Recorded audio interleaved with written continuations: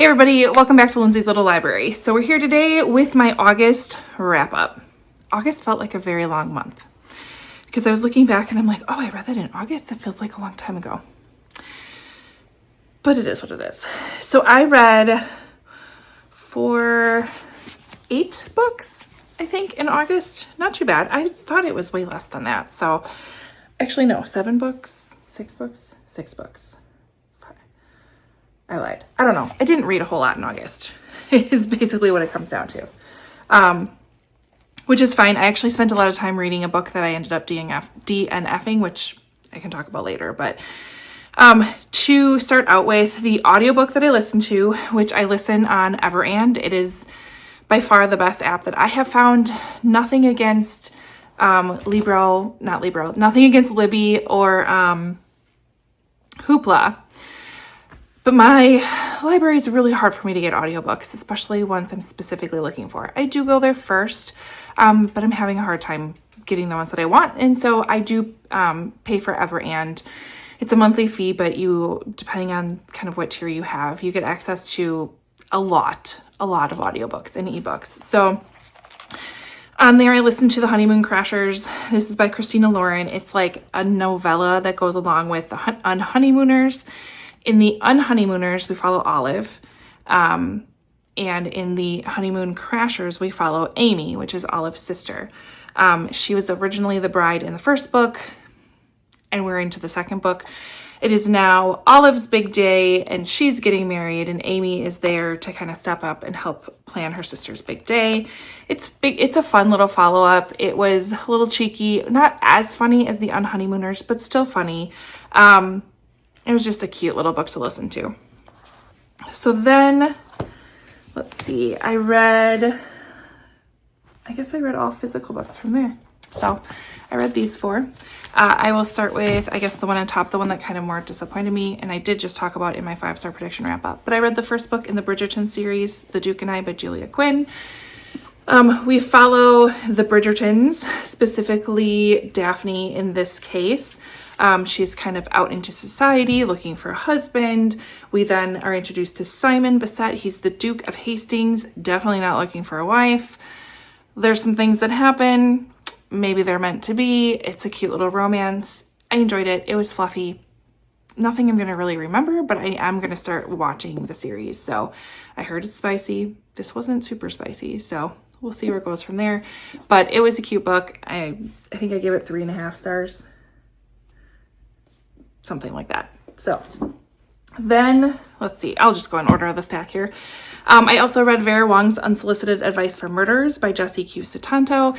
This was for book club and absolutely enjoyed it.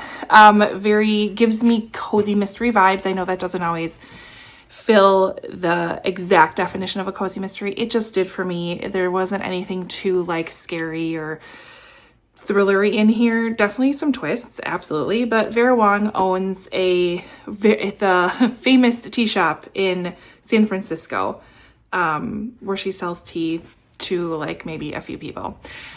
So she finds herself in the middle of a murder investigation or a death investigation, maybe. There's a dead man in the middle of her tea shop, and in his hand is a flash drive. So Vera doesn't know what comes over her, but she calls the cops like any good citizen would, and then keeps the flash drive to herself in her pocket.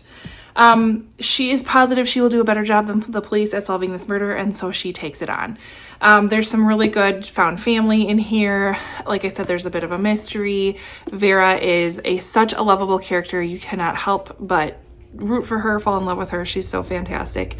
And you can read her accent, which I love. I think Jessie Q. Sutanto does a great job at that. So absolutely love. Definitely will carry on in this series because it's way too cute not to. All right, then we got to 2 more serious books that I read. So Broken Country by Claire Leslie Hall. This one I gave, I think 4 stars, 4.5 stars. Very fast book. I also listened to this on audio through Everand. We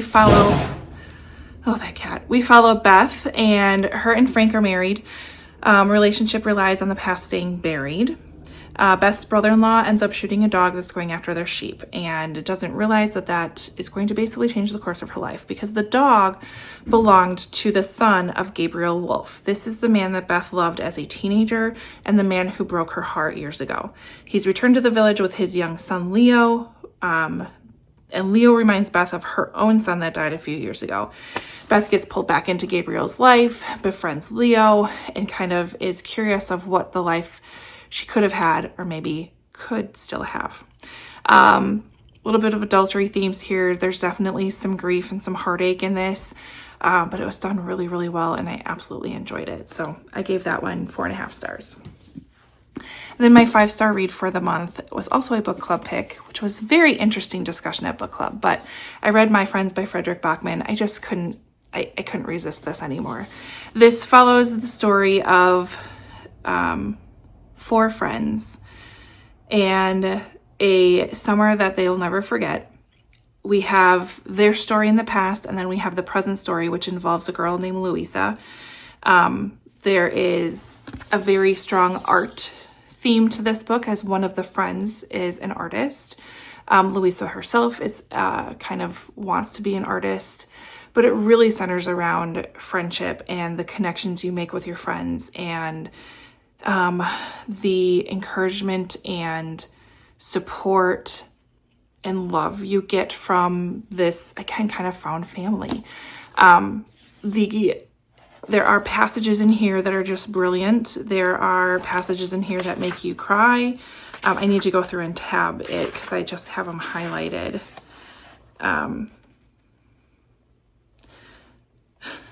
Ted lets out a middle-aged sigh, which is quite particular type of a sigh. It takes far more effort than just a teenage sigh. I don't know, I'm trying to find another. I know I had my highlighter with me most of the time when I was reading this. Disappointment is a powerful thing. Used correctly, it is stronger than fear, more terrible than physical pain. If you see it in the eyes of the one you love, you'll do almost anything to make it stop, which is so true. Like as a kid, I was so fearful. I was more fearful of disappointing my parents than I was of ever getting yelled at by them. So it was really, really fantastic. It's just, oh, it's so good. There were definitely some people at book club that weren't a huge fan of it. They thought it was a little too maybe literary. He lets himself go as far as describing things and using his brilliant brain to write this book. But majority of people have loved it. I absolutely love it. It's a little more of a hard hitter in my opinion. I cried. Oh, I cried. But it was brilliant. It was 5 stars. I absolutely loved it. So that is all I got to read. So what was that? 5 books? Not too bad. Wasted my time reading a book that I'm not even going to talk about after I think about that, because it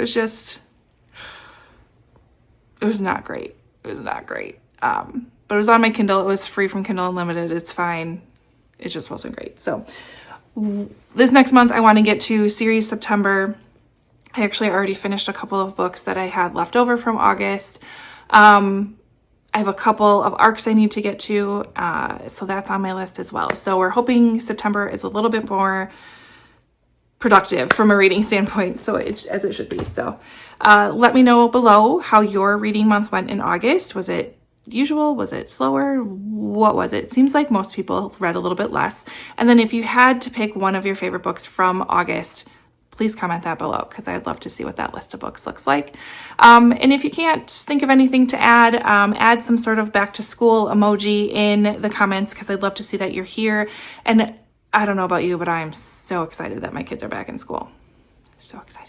So otherwise, come back next time to see what I have up my sleeve for September. I've got some kind of fun videos coming as well. So thanks for sticking around. I really appreciate every single one of you. Like, subscribe, and all that fun stuff. And I will see you next time. Bye.